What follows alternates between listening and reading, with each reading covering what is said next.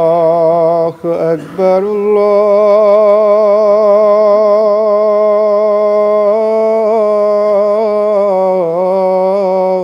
الله أكبر الله أكبر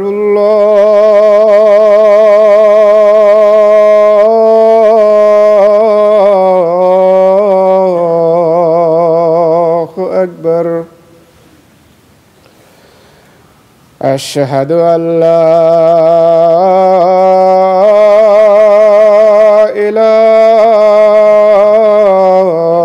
إله إلا الله أشهد أن لا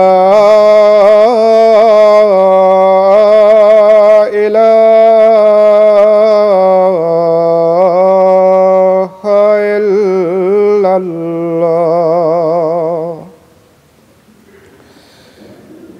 أشهد أن محمدًا رسول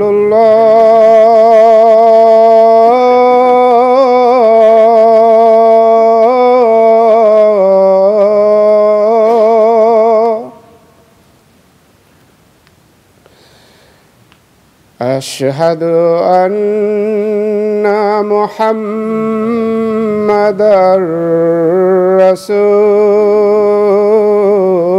رسول الله حي على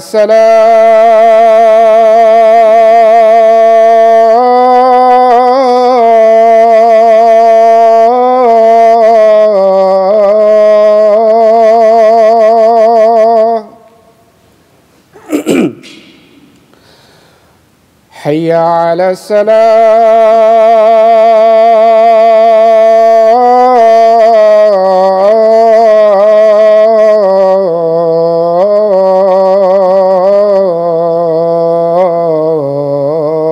الصلاة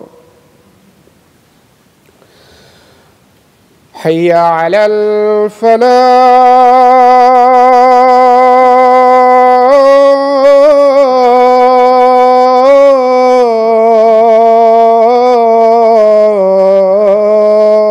الفلاح حي على الفلاح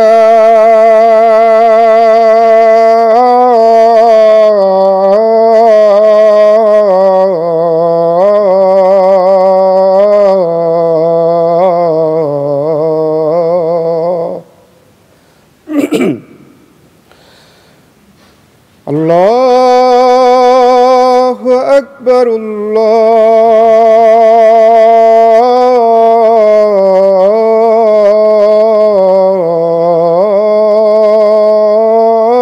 الله أكبر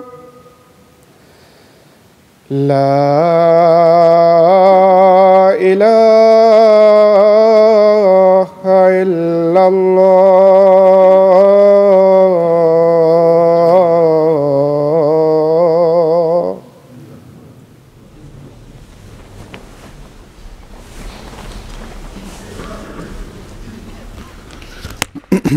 السلام عليكم ورحمة الله.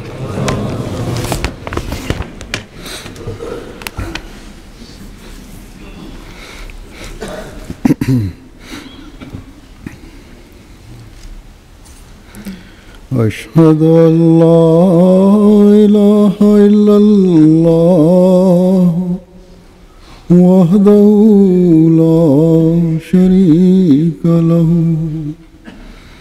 وأشهد وأشهد أن محمدا عبده ورسوله أما بعد فأعوذ بالله من الشيطان الرجيم بسم الله الرحمن الرحيم الحمد لله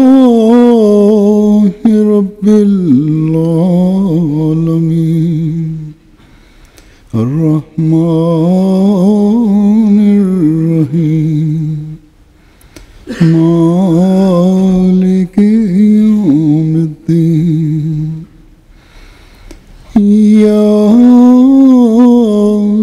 نعبد وإياك نستعين اهدنا الصراط المستقيم صراط الذين أنعمت عليهم غير المغضوب عليهم ولا الضالين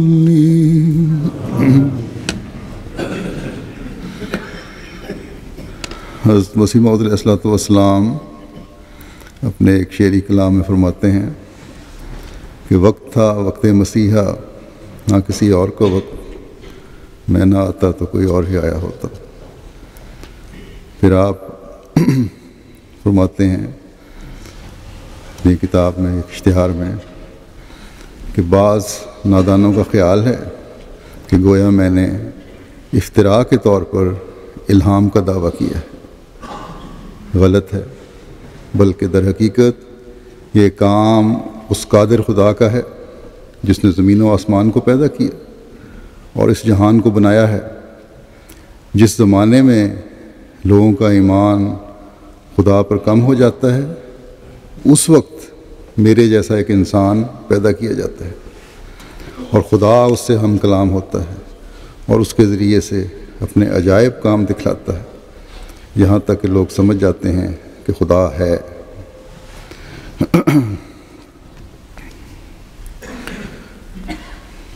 آج وہ 22 مارچ ہے، لیکن 23 مارچ کا دن جماعت احمدیہ میں یوم مسیح موعود کے حوالے سے منایا جاتا ہے۔ کل انشاءاللہ 23 مارچ ہے۔ آج میں نے اس حوالے سے یہ مناسب سمجھا کہ حضرت مسیح موعود علیہ الصلوۃ والسلام کے اپنے الفاظ میں آپ کی صداقت کا ثبوت، اللہ تعالیٰ کی تائیدات، امام الزمان کی ضرورت، مسلمانوں کو آپ کو قبول کرنے اور مقام پہچاننے کی دعوت جو آپ نے دی ہے وہ پیش کروں، جیسا کہ میں نے کہا حضرت مسلم کے اپنے الفاظ میں۔ آپ فرماتے ہیں کہ خدا تعالیٰ کی طرف سے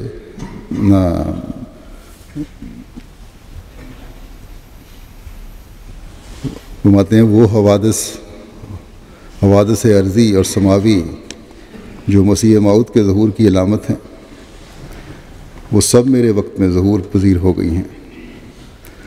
مدت ہوئی کہ کسوف و خسوف رمضان کے مہینے میں ہو چکا ہے،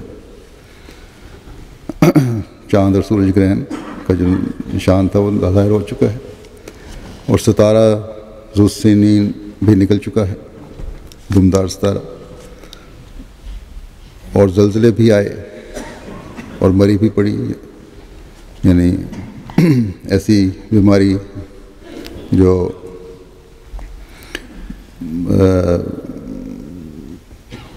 طاعون وغیرہ، فرمایا مری بھی پڑی اور عیسائی مذہب بڑے زور شور سے دنیا میں پھیل گیا، اور جیسا کہ آثار میں پہلے سے لکھا گیا تھا بڑے تشدد سے میری تکفیر بھی ہوئی۔ یہ بھی پیش گوئی تھی، پہلے بزرگ لکھ گئے تھے کہ مسیح موعود آئے گا تو اس کی تکفیر بھی ہوگی، کافر کہیں گے اسے، جھوٹا کہیں گے۔ فرمایا کہ غرض تمام علامات ظاہر ہو چکی ہیں اور وہ علوم و معارف ظاہر ہو چکے ہیں جو دلوں کو حق کی طرف ہدایت دیتے ہیں۔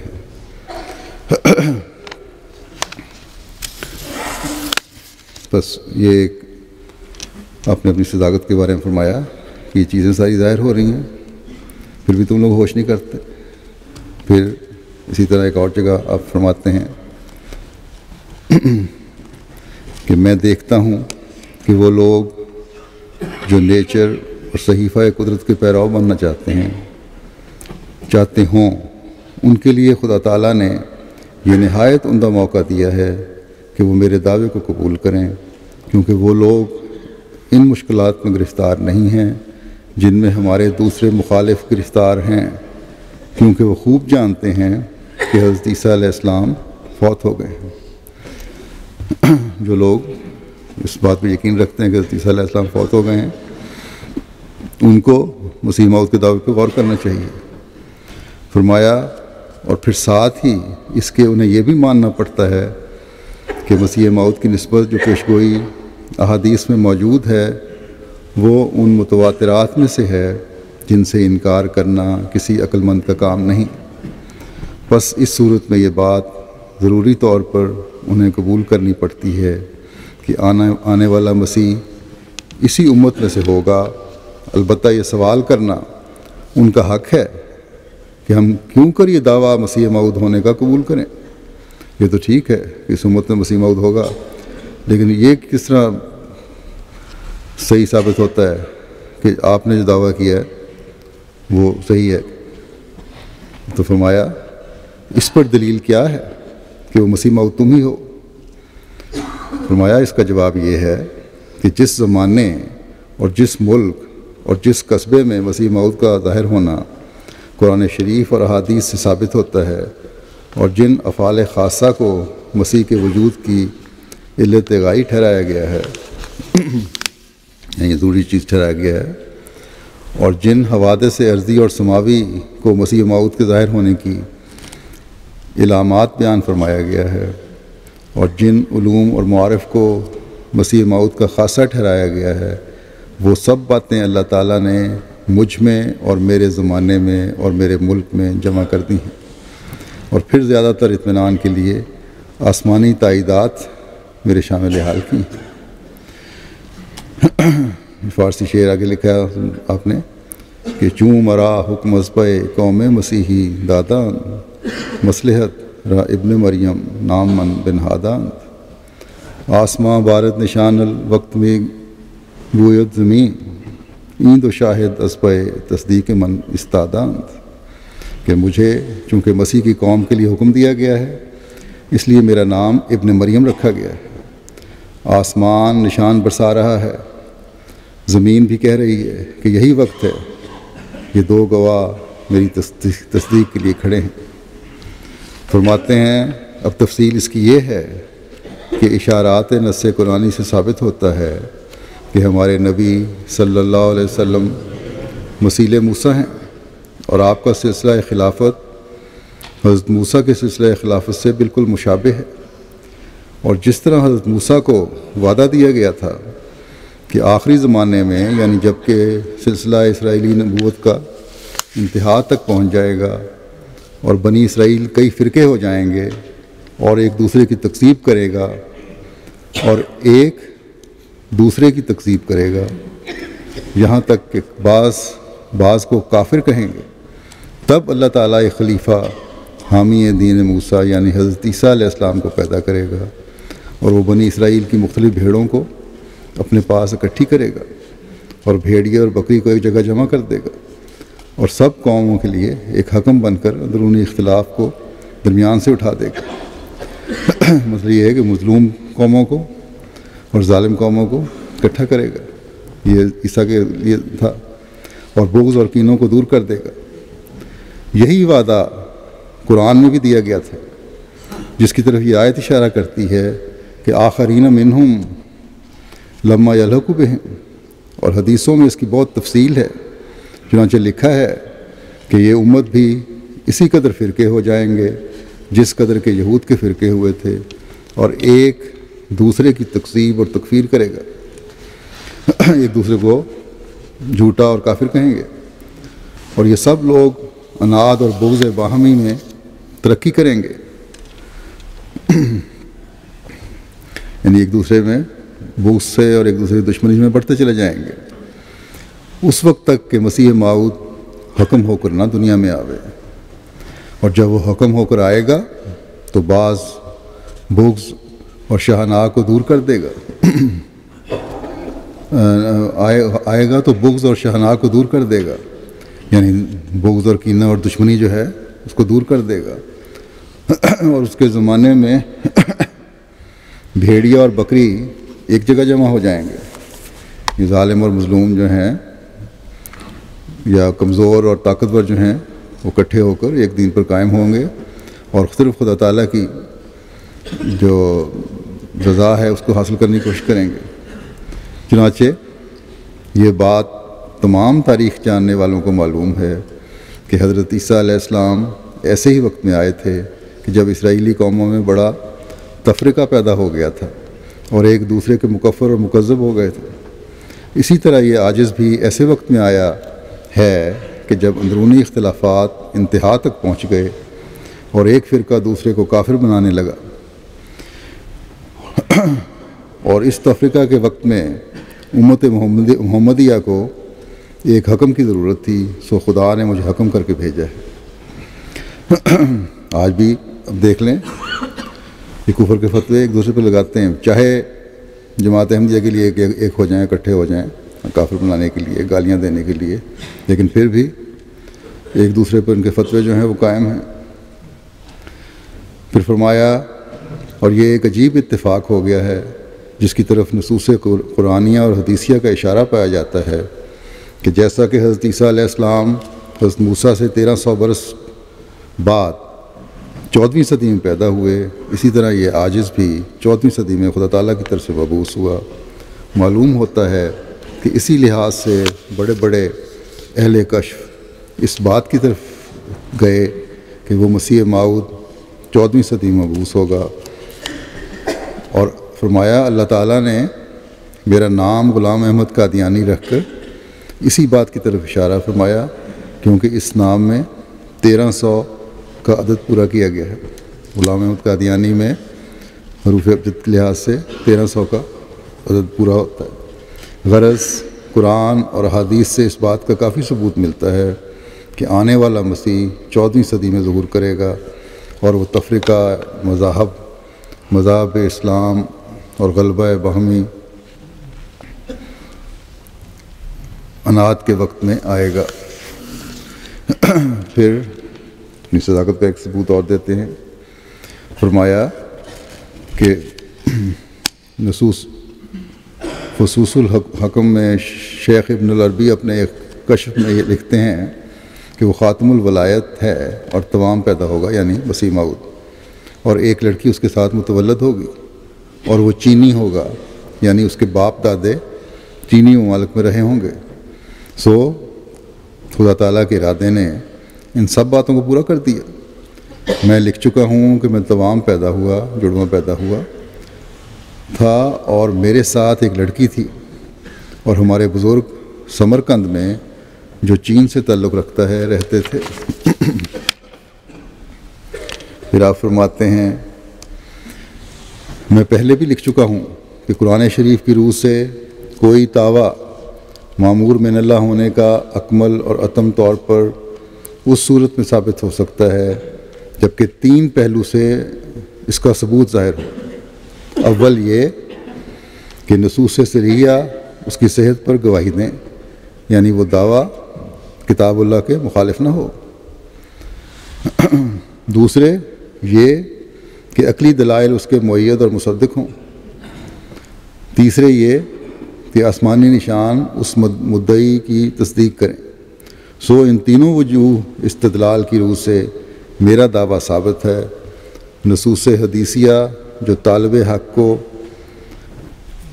بصیرت کامل پہنچاتی ہیں، یعنی حدیثوں کے ثبوت جن سے اگر حق کا طالب ہونا شرط ہے، یہ نہیں کہ جھٹائی اور ضد ہو۔ اگر حق کا طالب ہے تو اس کو کامل بصیرت پہنچاتی ہیں، اس کو دکھاتی ہیں، اور میرے دعوے کی نسبت اطمینان کامل بخشتی ہیں۔ ان میں سے مسیح موعود اور مسیح بنی اسرائیلی کا اختلاف حلیہ بھی ہے۔ چنانچہ صحیح بخاری کے صفحہ، جو کتاب آپ نے حوالہ دیا بخاری کا، اس میں صفحات لکھے ہوئے 458، 876 اور 1055، لیکن بہرحال باب نزول عیسیٰ اور باب انبیاء، کتاب الانبیاء میں بخاری میں اس کا ذکر ہے، جس میں دونوں کے مسیح بنی اسرائیل اور مسیح محمدی کے، مسیح موعود کے حلیے درج ہیں جو علیحدہ علیحدہ ہیں۔ تو فرمایا ان حدیثوں وغیرہ میں جو مسیح موعود کے بارے میں حدیث ہے، جس میں بیان ہے کہ حضرت صلی اللہ علیہ وسلم نے اس کو عالم کشف میں خانہ کعبہ کا طواف کرتے دیکھا، اور اس میں اس کا حلیہ یہ لکھا ہے کہ وہ گندم گوں تھا، اور اس کے بال گھونگھر والے نہیں تھے بلکہ صاف تھے۔ اور پھر اصل مسیح عیسیٰ علیہ السلام جو اسرائیلی نبی تھا، اس کا حلیہ لکھا ہے کہ وہ سرخ رنگ تھا جس کے گھونگھر والے بال تھے۔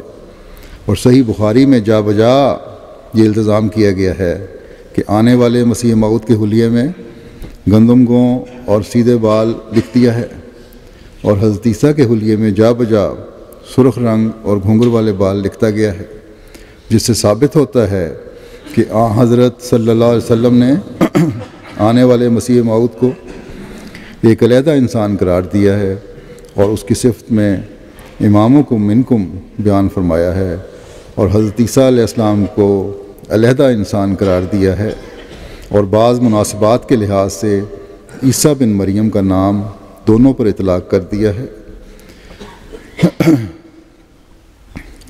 فرمایا اور ایک اور بات غور کرنے کے لائق ہے، اور وہ یہ کہ حضرت صلی اللہ علیہ وسلم نے جہاں مسیح موعود کا ذکر کیا ہے، اس جگہ صرف اسی پر کفایت نہیں کی کہ اس کا حلیہ گندم گوں اور صاف بال لکھا ہے، بلکہ اس کے ساتھ دجال کا بھی جا بجا ذکر کیا ہے۔ مگر جہاں حضرت عیسیٰ علیہ السلام بنی اسرائیل کا ذکر کیا ہے، وہاں دجال کا ساتھ ذکر نہیں کیا۔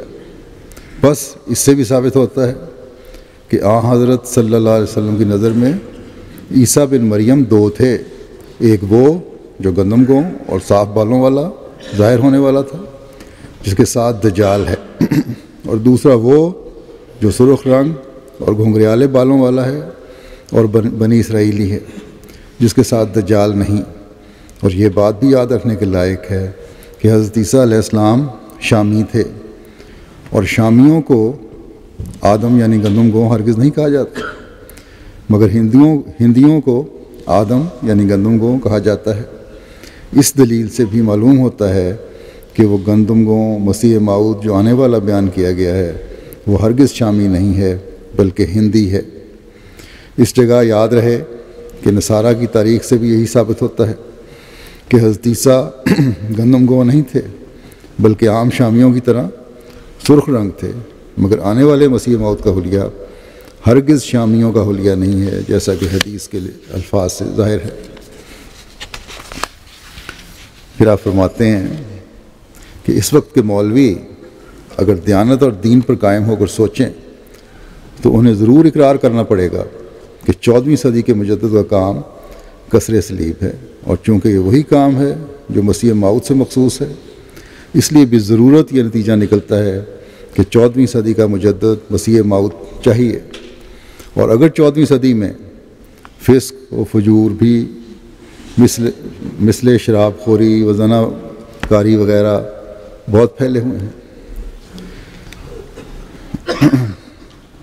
اور 14ویں صدی میں اور فسق و فجور بھی، یعنی بہت سارے فسق و فجور پھیلے ہوئے ہیں، مثلا شراب خوری، زنا کاری، مگر بغور نظر معلوم ہوگا کہ ان سب کا سبب ایسی تعلیمیں ہیں جن کا یہ مدعا ہے کہ ایک انسان کے خون نے گناہوں کی بعض پرس سے کفایت کر دی۔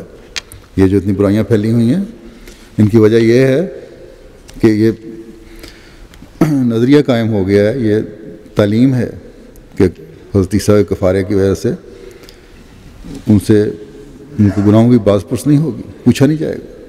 فرمایا اسی وجہ سے ایسے جرائم کے ارتکاب میں یورپ سب سے بڑا ہوا ہے، اس میں سارے مغربی ممالک شامل ہیں اور دوسرے ممالک بھی جہاں جھوٹ ہے اب تو ہر جگہ پھیلتی چلی جا رہی ہے. فرمایا پھر ایسے لوگوں کی مجاورت کے اثر سے عموماً یعنی ان کے ہمسائے میں سے ان کے ساتھ بیٹھنے اٹھنے سے عموماً ہر ایک قوم میں بے قیدی اور آزادی بڑھ گئی ہے. اب صرف یہ یورپ کے ساتھ نہیں رہا بلکہ جہاں بھی یہ پھیل رہے ہیں جو جا رہے ہیں یا آج کل کے ذریعوں کے ذریعے سے ٹیلی ویژن اور دوسرے ذرائع سے پہنچ رہی ہے آزادی، وہاں بھی ہر قسم کی قید سے آزاد ہو رہے ہیں اور بے حیائی بڑھتی چلی جا رہی ہے. فرمایا اگرچہ لوگ بیماریوں سے ہلاک ہو جائیں اور اگرچہ وبا ان کو کھا جائے مگر کسی کو یہ خیال بھی نہیں آتا یہ تمام عذاب شامت اعمال سے ہے. بہت سارے عذاب جو آ رہے ہیں، طوفان ہیں، زلزلے ہیں، یہ لوگوں کی شامت اعمال ہے. کوئی سوچتا نہیں اس کی کیا وجہ ہے. یہی تو ہے کہ خدا تعالیٰ کی محبت ٹھنڈی ہو گئی ہے اور اس ذوالجلال کی عظمت دلوں پر سے گھٹ گئی ہے. بس آج کل کی بھی آفات جو آتی ہیں یہ بھی ایک لمحہ فقریہ ہے اور ہمیں بھی دعاؤں کی طرف توجہ دینی چاہیے اور جو نام ماننے والے ہیں ان کو بھی سوچنا چاہیے. غرض فرمایا غرض جیسا کہ کفارے کی بے قیدی نے یورپ کی قوموں کو شراب خواری اور ہر ایک فسق و فجور پر دلیر کیا ہے ایسا ہی ان کا نظارہ دوسری قوموں پر اثر انداز ہوا. اس میں کیا شک ہے کہ فسق و فجور بھی ایک بیماری متعدی ہے. ایک شریف عورت کنجریوں کی دن رات صحبت میں رہ کر اگر صریح بدکاری تک نہیں پہنچے گی تو کسی قدر گندے حالات کے مشاہدہ سے دل اس کا ضرور خراب ہوگا کیونکہ صحبت اثر ڈالتی ہے، حالات اثر ڈالتے ہیں، ماحول اثر ڈالتا ہے. پھر فرمایا خدا تعالیٰ کی غیرت اور رحمت نے چاہا کہ صلیبی عقیدے کے زہرناک اثر سے لوگوں کو بچاوے اور جس تجالیت سے انسان کو خدا بنایا گیا ہے اس تجالیت کے پردے کھول دے اور چونکہ 14ویں صدی کے شروع تک یہ بلا کمال تک پہنچ گئی تھی، یعنی یہ مصیبت اور بلا جو ہے یہ اپنے انتہا کو پہنچ گئی تھی. اس لیے اللہ تعالیٰ کے فضل اور عنایت نے چاہا کہ 14ویں صدی کا مجدد کسر صلیب کرنے والا ہو کیونکہ مجدد بطور طبیب کے ہے اور طبیب کا کام یہی ہے کہ جس بیماری کا غلبہ ہو اس بیماری کی کلا کما کی طرف توجہ کرے. بس اگر یہ بات صحیح ہے کہ کسر صلیب مسیح موت کا کام ہے تو یہ دوسری بات بھی صحیح ہے کہ 14ویں صدی کا مجدد جس کا فرض کسر صلیب ہے مسیح موت ہے. پھر کسر صلیب کس طرح ہوگی اس بارے میں آپ فرماتے ہیں اس جگہ طبعاً یہ سوال پیدا ہوتا ہے کہ مسیح موت کیوں کر اور کن وسائل سے کسر صلیب کرنا چاہیے. مسیح موت کو کیوں کر اور کن وسائل سے کسر صلیب کرنا چاہیے. کیا جنگ اور لڑائیوں سے جس طرح ہمارے مخالف مولویوں کا عقیدہ ہے یا کسی اور طور سے؟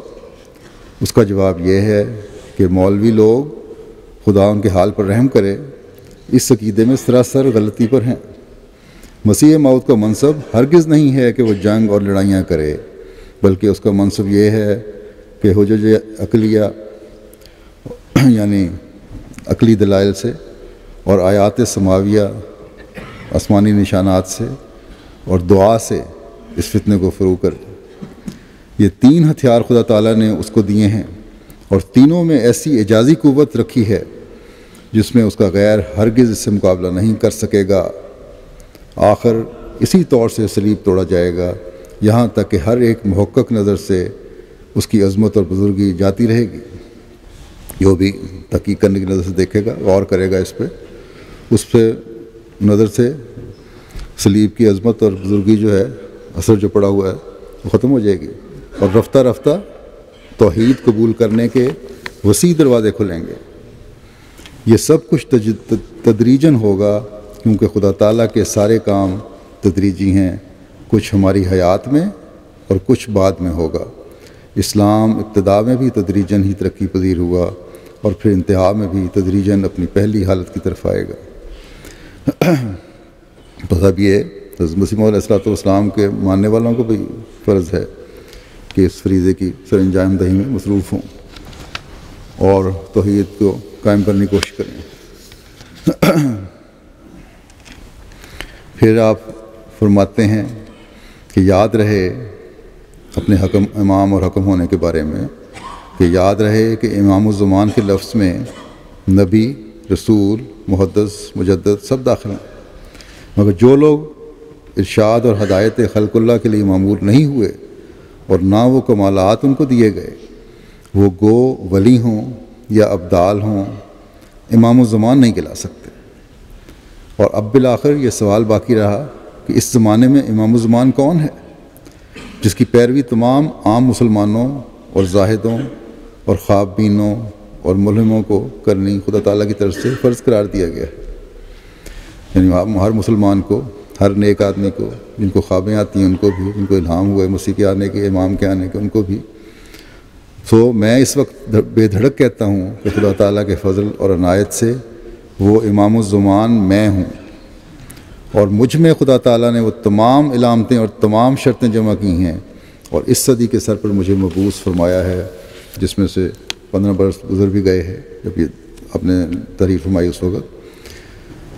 اور ایسے وقت میں ظاہر ہوا ہوں کہ جب کہ اسلامی عقیدے اختلافات سے بھر گئے تھے اور کوئی عقیدہ اختلاف سے خالی نہ تھا، ایسا ہی مسیح کے نزول کے بارے میں نہایت غلط خیال پھیل گئے تھے، اور اس عقیدے میں بھی اختلاف کا یہ حال تھا کہ کوئی حضرت عیسیٰ کی حیات کا قائل تھا، اور کوئی موت کا، اور کوئی جسمانی نزول مانتا تھا، اور کوئی بروزی نزول کا معتقد تھا، اور کوئی دمشق میں ان کو اتار رہا تھا، اور کوئی مکے میں، اور کوئی بیت المقدس میں، اور کوئی اسلامی لشکر میں، اور کوئی خیال کرتا تھا کہ ہندوستان میں اتریں گے۔ بس یہ تمام مختلف رائیں اور مختلف قول ایک فیصلہ کرنے والے حکم کو چاہتے تھے، وہ حکم میں ہوں۔ میں روحانی طور پر کسر صلیب کے لیے اور نیز اختلافات کے دور کرنے کے لیے بھیجا گیا۔ انہی دونوں امروں نے تقاضا کیا کہ میں بھیجا جاؤں۔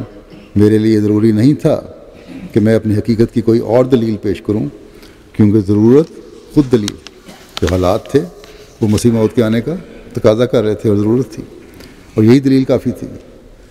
لیکن پھر بھی میری تائید میں خدا تعالیٰ نے کئی نشان ظاہر کیے ہیں، اور میں جیسا کہ اور اختلافات میں فیصلہ کرنے کے لیے حکم ہوں، ایسا ہی وفات حیات کے جھگڑے میں بھی میں حکم ہوں، اور میں امام مالک اور ابن حزم اور معتزلہ کے قول کو مسیح کی وفات کے بارے میں صحیح قرار دیتا ہوں، اور دوسرے اہل سنت کو غلطی کا مرتکب سمجھتا ہوں۔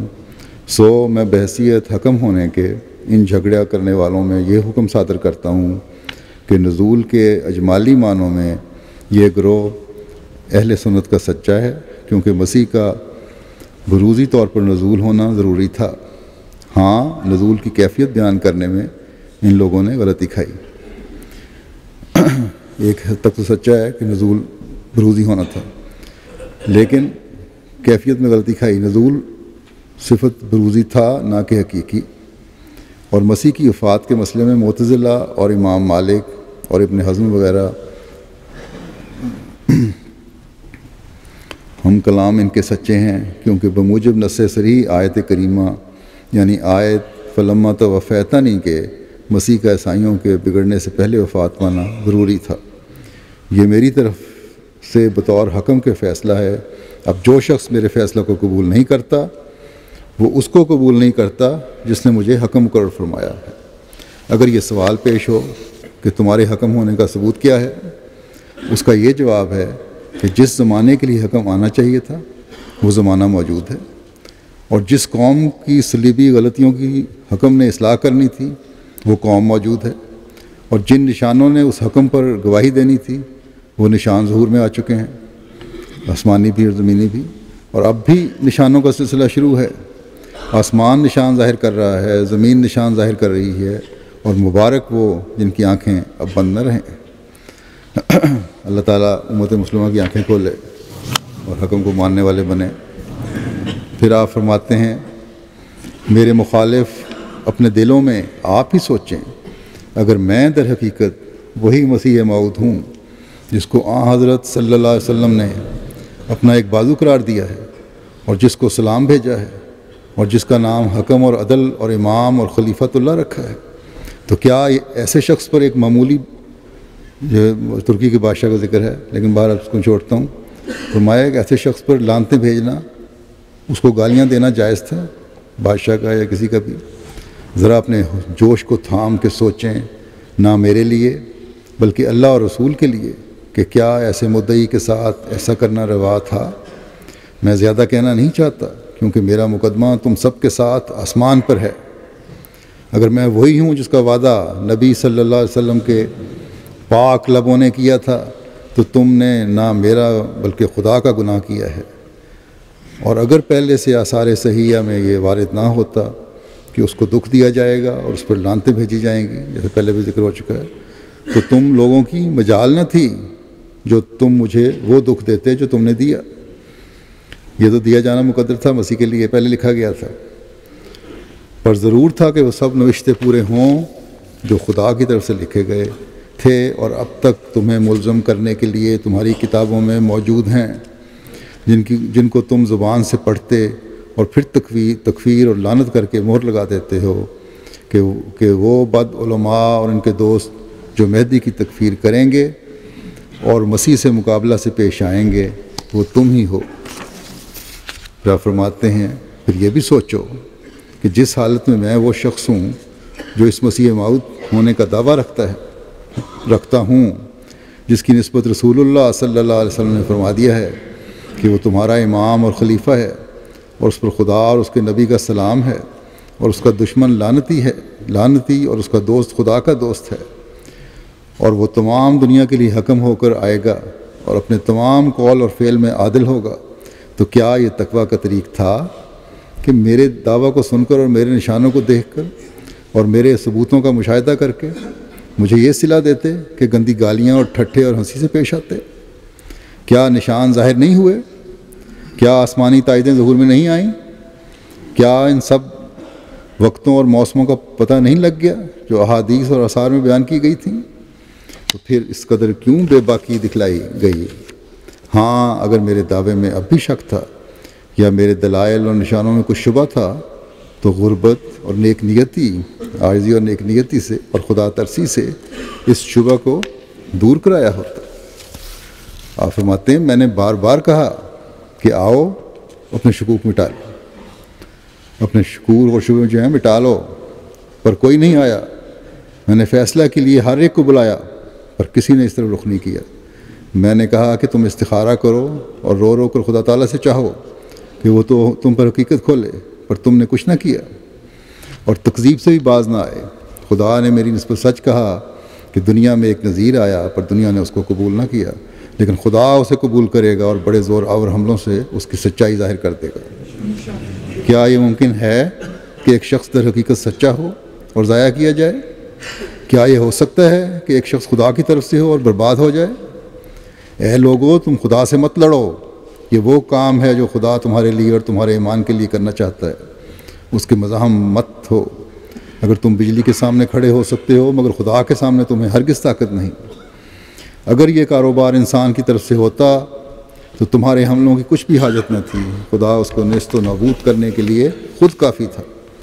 افسوس کہ آسمان گواہی دے رہا ہے اور تم نہیں سنتے، اور زمین ضرورت بیان کر رہی ہے اور تم نہیں دیکھتے۔ اے بدبخت قوم، اٹھ اور دیکھ کہ اس مصیبت کے وقت میں جو اسلام پیروں کے نیچے کچلا گیا اور مجرموں کی طرح بے عزت کیا گیا، وہ جھوٹوں میں شمار کیا گیا، وہ ناپاکوں میں لکھا گیا، تو کیا خدا کی غیرت ایسے وقت میں جوش نہ مارتی؟ اب سمجھ کہ آسمان جھکتا چلا آتا ہے اور وہ دن نزدیک ہیں کہ ہر ایک کان کو انل موجود کی آواز آئے گی۔ اللہ تعالیٰ مسلمانوں کے کان کھولے اور یہ آواز سننے والے ہوں۔ اس کے بعد اس وقت میں ایک افسوسناک خبر بھی بتانا چاہتا ہوں جو مکرم وفات کی ہے، مکرم چودھری مصلح الدین مبارک مصلح الدین احمد صاحب کی، تاریخ جدید میں وکیل تعلیم تھے آج کل، اور پرانے درینہ خادم سلسلہ تھے۔ 16 مارچ کو 79 سال کی عمر میں ان کی وفات ہوئی ہے۔ انا للہ و انا الیہ راجعون۔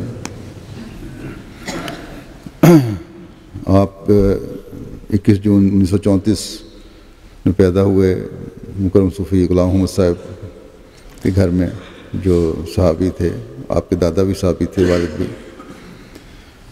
حضرت مسیح موعود علیہ الصلوۃ والسلام کے 313 صحابہ میں سے تھے آپ کے دادا، اور 5 جون 1895 میں ان کی بیعت تھی.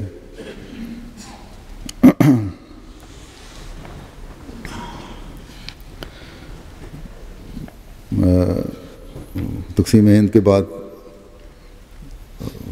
ثانی کے ارشاد پر قادیان چلے گئے تھے. درویشان قادیان میں شامل ہو گئے تھے. قادیان میں ان کی وفات ہوئی اور بھشتی میں پورے قادیان میں ہی دفن ہوئے. مکرم چودھری مبارک مسل الدین صاحب کے والد صوفی غلام محمد صاحب کو بھی حضرت مسیح علیہ السلام کی زیارت کا شرف حاصل تھا، اور مکرم صوفی صاحب کو بھی واقف زندگی کے طور پر مختلف حیثیتوں سے سلسلے کی بھرپور خدمت کی توفیق ملی. تعلیم الاسلام ہائی اسکول میں بطور استاد بھی رہے، سپرنٹینڈنٹ بورڈنگ رہے، طریقہ جدید کے ناظر بیت المال خرچ بھی رہے، ناظر اعلیٰ ثانی بھی رہے صدر احمدیہ کے. فرض مختلف عہدوں پہ ان کو خدمت کی توفیق ملی. مسلم الدین صاحب کا تعلق ان کے دادا کا گجرات سے تھا.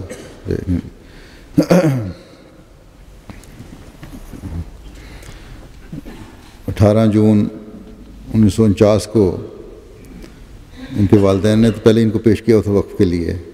1949 میں انہوں نے خود اپنی زندگی سلسلہ خدمت کے لیے وقف کر دی، اور ستمبر 1949 میں میٹرک کے بعد وقف کرنے کے لیے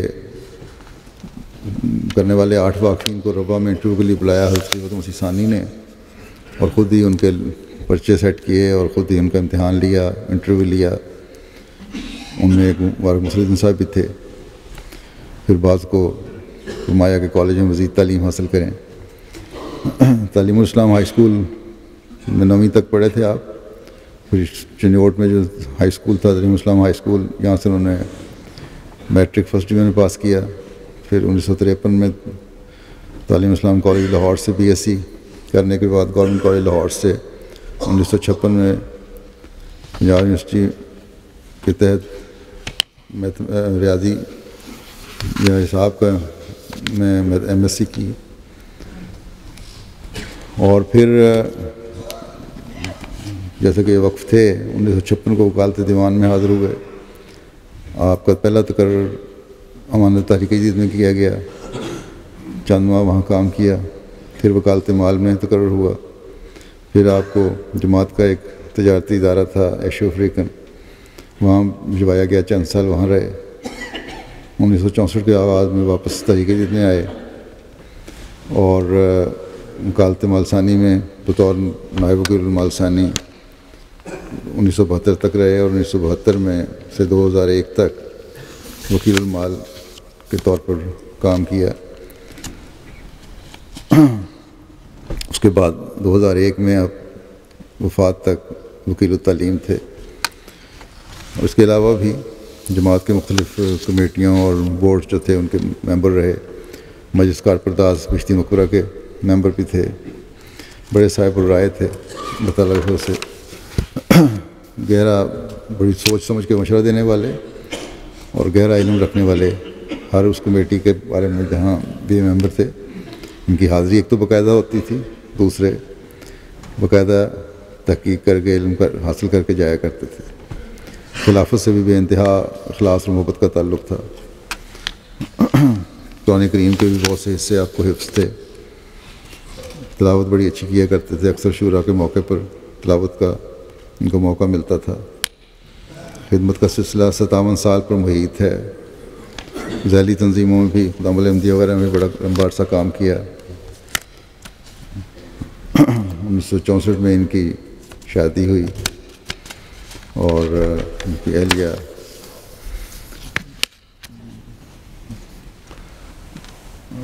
بھی صحابی حضرت مسیح علیہ السلام کی پوتی تھیں.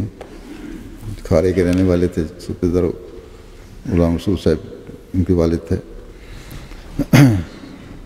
ان کے 3 بیٹے اور 2 بیٹیاں ہیں.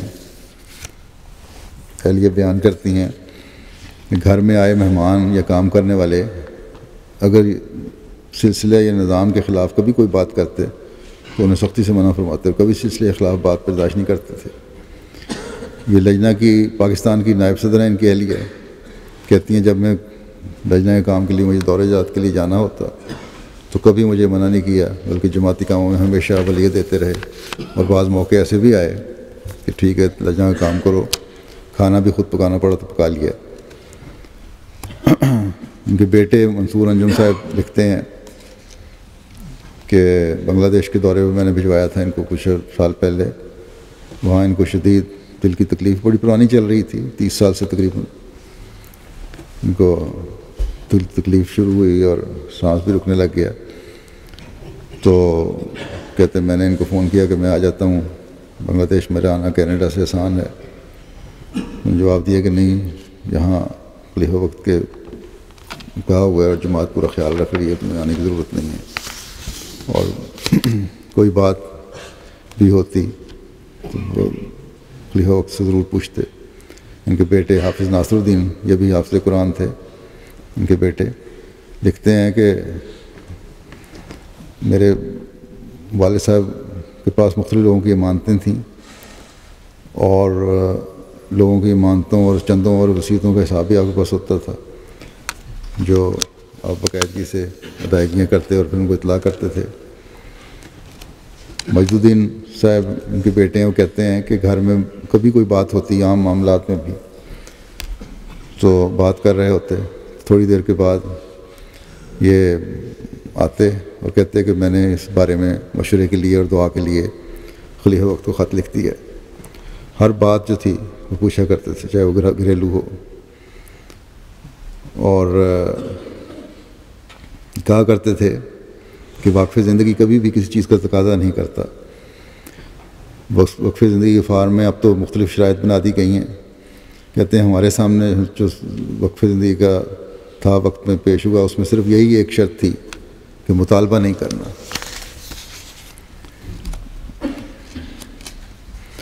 اور ان کے بچے کہتے ہیں کبھی ہمیں یہ احساس نہیں ہونے دیا کہ وقف زندگی ہونے کی وجہ سے تم نے کسی چیز کی کمی ہو، اپنے اوپر تنگی وارد کر کے بھی ہماری ضروریات پوری کر لیا کرتے تھے۔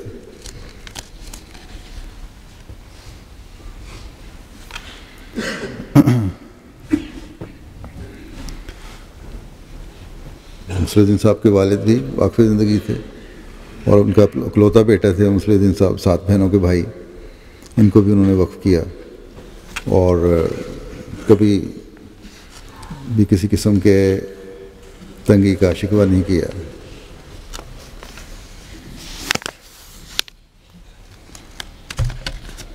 ان کے مصلح الدین صاحب کے والد جو تھے حضرت صوفی غلام محمد صاحب، وہ BSc اور BT تھے۔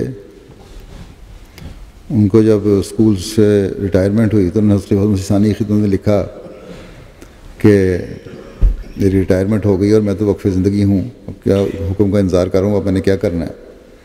تو کافی لمبا عرصہ جواب نہیں آیا۔ مصلح الدین صاحب کو ہاسٹل میں تھے، یہ وہاں وظیفہ ملا کرتا تھا، تو اس لیے کہ والد صاحب کے حالات تنگی کے ہوں گے، یہ ہاسٹل چھوڑ کے آ گئے اور اپنا جو وظیفہ تھی، رقم تھی، وہ گھر کے خرچ کے لیے چلاتے رہے، اور بڑی تنگی سے وہاں اس کو گزارا ہوتا رہا۔ پھر اللہ تعالیٰ نے فضل فرمایا۔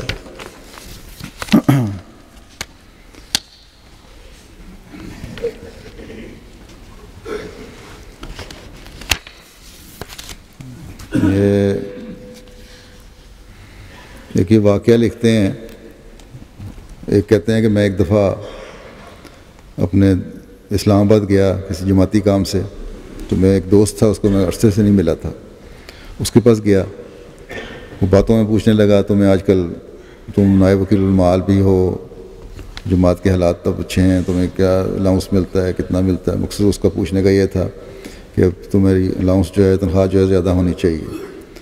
تو کہتے ہیں میں نے اس کو کہا کہ مجھے جو کچھ ملتا ہے اس میں اتنی برکت ہے کہ وہ تم جو گورنمنٹ سروس میں کام کر رہے ہو اور سیکریٹری لیول کے آدمی ہو، تمہیں بھی اتنی برکت نہیں ہے۔ خیر کہتے ہیں بحث کے بعد رات کو تم سو گئے، صبح اٹھ کے تیار ہوئے دفتر جانے کے لیے، انہوں نے بھی سیکریٹریٹ میں کسی جماعتی کام میں جانا تھا، تو جا رہے تھے، تو انہوں نے دوست نے کہا کھڑے سڑک پہ کھڑے ہو کے ٹیکسی لے کے جاتے ہیں. انہوں نے کہا ٹیکسی کا انتظار کرنا اتنی دیر ہم چلتے ہیں.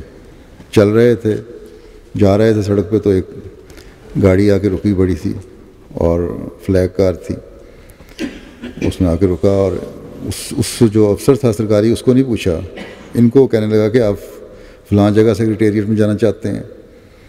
انہوں نے کہا ہاں, کہ ہاں مجھے پہلے بڑا دل میں خیال آیا کہ آپ وہاں جانا چاہتے ہیں, آپ بیٹھیں. انہوں نے کہا یہ گاڑی کس کی ہے؟ کہ فلاں جنرل صاحب کی گاڑی ہے اور میں وہاں جا رہا ہوں. تو خیر وہاں گئے اندر اور فلیگ کار تھی, گیٹ بھی کھل گیا, کسی نے پوچھا بھی نہیں. تو انہوں نے اپنے دوست کو کہا دیکھو اگر تم ٹیکسی میں جاتے تو 15-16 روپے تمہارے خرچ ہونے تھے, لیکن اس طرح وقف زندگی اللہ تعالیٰ مدد فرماتا ہے کہ ایک فلیگ کار رکی, نہ میں اس کو جانتا ہوں نہ وہ مجھے جانتا ہے, اور میری وجہ سے اس نے تمہیں نہیں پوچھا بلکہ مجھے پوچھا, اور میری وجہ سے اندر دفتر میں بھی چلے گئے. گیٹ پہ جو نام لکھنا ہوتا تھا یا بتانا پڑتا تھا, تعارف کرانا پڑتا تھا, وہ بھی نہیں ہوا اور ہم سیدھے اندر چلے گئے. تو یہ فضل ہیں جو وقف زندگی کے ساتھ اللہ تعالیٰ فرماتا ہے.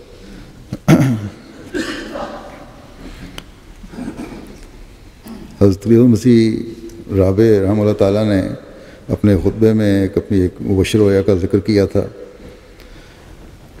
کہ فرمایا کہ میں نے دیکھا جیسے سیاحوں کی بس ہوتی ہے ویسی کسی بس میں اور میرے کچھ ساتھی سفر کرتے ہیں, ایک دریا کو عبور کرنے والے ہیں, اور بس کی حالت کا سفر ہے مجھے, اب یہ جو بس کی حالت کا سفر ہے یہ مجھے یاد نہیں, لیکن یوں معلوم ہوتا ہے جیسے وہ پل کے پاس آ کر نیچے اس کے دامن میں رک گئی ہے بس, اور کوئی وجہ ہے کہ وہ بس خود آگے نہیں بڑھ سکتی. تو جیسے ایسے موقع پر مسافر اتر کر چہل قدمی شروع کر دیتے ہیں, اس طرح اس بس میں سے اترا ہوں, یعنی خلیفۃ المسیح رابع اترے ہیں, کچھ اور مسافر بھی اترے. کہتے ہیں میرے ذہن میں اس وقت اور کوئی نہیں آ رہا, مگر یہ اچھی طرح یاد ہے کہ مبارک مصلح الدین صاحب جو ہمارے وقف زندگی طریقے کارکن ہیں وہ ساتھ ہیں, اور جیسے انتظار میں اور کوئی شغل نہ ہو تو انسان کہتا ہے چلو اب نہا لیتے ہیں. میں اور وہ ہم دونوں دریا میں چھلانگ لگا دیتے ہیں.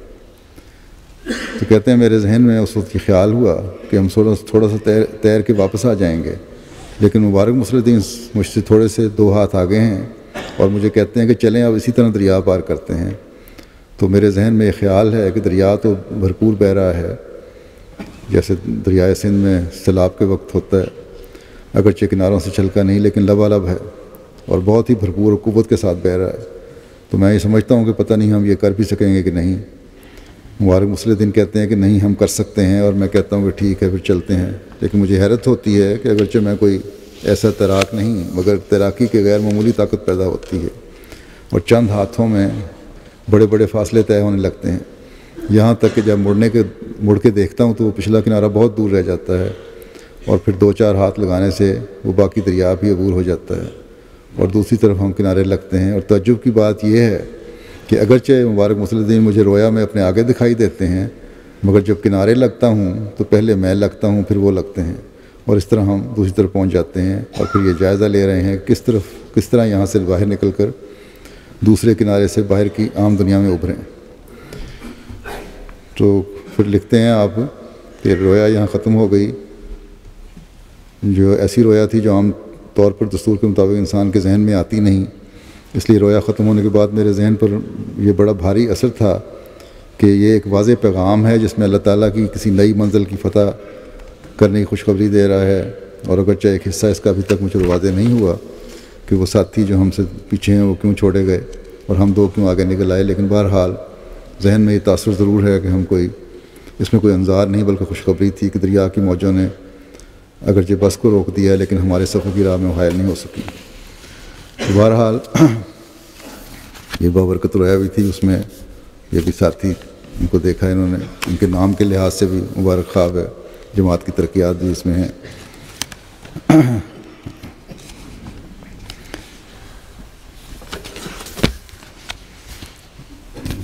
خود بھی کافی دعا کو تہجد گزار نیک تھے, غریبوں کو بہت زیادہ خیال رکھنے والے, بلکہ ایک ان کے دفتر کے آدمی نے لکھا کہ میرے سے غریبوں کو ہر سال رمضان میں کچھ راشن وغیرہ جنس وغیرہ دلوایا کرتے تھے, اور اور کسی کو اور کو پتہ نہیں ہوتا تھا. ویسے اصولی آدمی دفتری معاملات میں، لیکن طبیعت میں انکساری بھی تھی، عاجزی بھی تھی، غریب پروری بھی تھی. ان کے بچے اب اللہ کے فضل سے اچھے صاحب حیثیت ہیں، کمانے والے ہیں. ان کی جو نیکیاں ہیں یہ خدمت خلق کی، ان کو چاہیے کہ جاری رکھیں.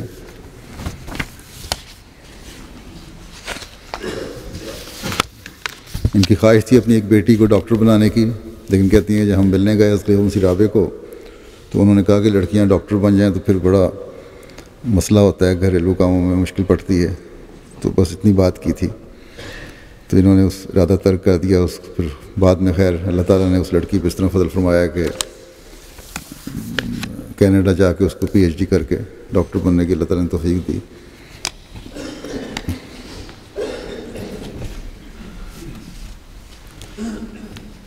اب بعض چھوٹی چھوٹی باتیں ہوتی ہیں، یہاں بھی لوگ بچوں کے جو الاؤنس ملتا ہے اس حکومت کی طرف سے، اس پہ میاں بیوی کے جھگڑے ہو رہے ہوتے ہیں. وہ کہتا ہے میں نے لینا ہے، وہ کہتا ہے میں نے لینا ہے.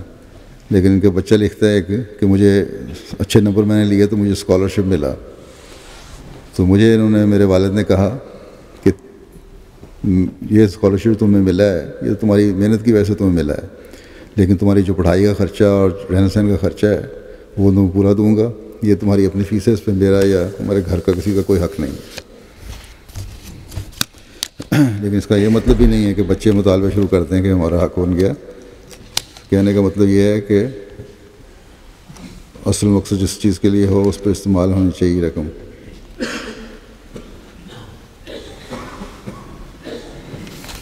پوری صاحب نے لکھا ہے کہ ان کے 1985 سے ان کو دل کی تکلیف تھی اور ایسے حالات آئے کہ لگتا تھا کہ اب ختم گئی زندگی، ختم ہوئی اب گئی. لیکن اللہ تعالیٰ نے مختلف موقعوں پر اس طرح نکالا ان کو موت کے منہ سے کہ کہتے ہیں مختلف کانفرنسز میں، سیمینارز میں ان کا کیس بیان کرتا رہا ہوں اور یہ نشان بتاتا رہا ہوں. تو ڈاکٹر ہمیشہ یہ کہتے تھے کہ یہ معجزہ ہوتا ہے تمہارے مریض کے ساتھ. بنگلہ دیش جب گئے ہیں جیسا کہ میں نے کہا، اس وقت بھی مجھے بڑی فکر تھی ان کی، کیونکہ میں نے بھیجا تھا اور باوجود اس سے ان کے بیمار ہیں بھیجا تھا کہ خیریت سے واپس آ جائیں. باہر اللہ تعالیٰ نے نہ صرف خیریت سے لایا اور بلکہ کئی سال ان کو زندگی بھی عطا فرمائی، اور نہ صرف زندگی بلکہ بڑی فعال زندگی گزاری ہے انہوں نے.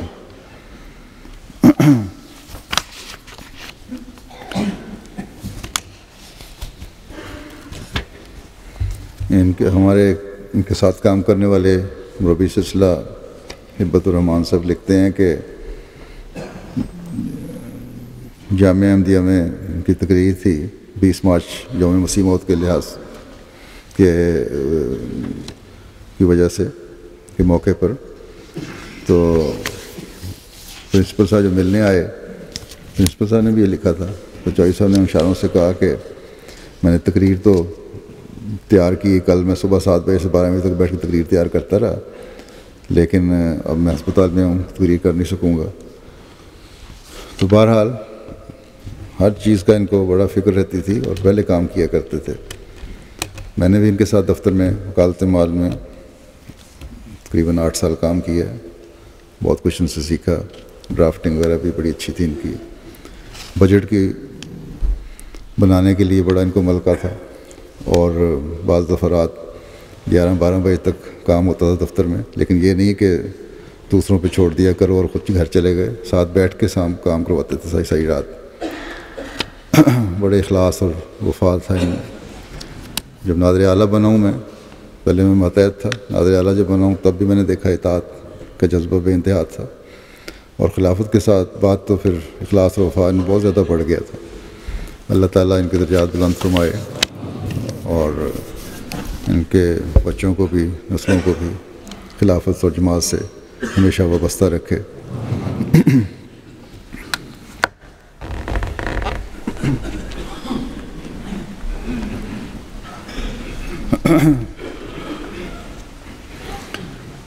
نمازوں کے بعد میں جن کا جنازہ غائب بھی پڑھاؤں گا انشاءاللہ. الحمدللہ الحمد لله نحمده ونستعينه ونستغفره ونؤمن به ونتوكل عليه ونعوذ بالله من شرور أنفسنا ومن سيئات أعمالنا من يهده الله فلا مضل له ومن يضلل فلا هادي له ونشهد أن لا إله إلا الله ونشهد أن محمدا عبده ورسوله عباد الله رحمكم الله إن الله يأمر بالعدل والإحسان وإيتاء ذي القربى وينهى عن الفحشاء والمنكر والبغي يعظكم لعلكم تذكرون اذكروا الله يذكركم وادعوه يستجب لكم ولذكر الله أكبر.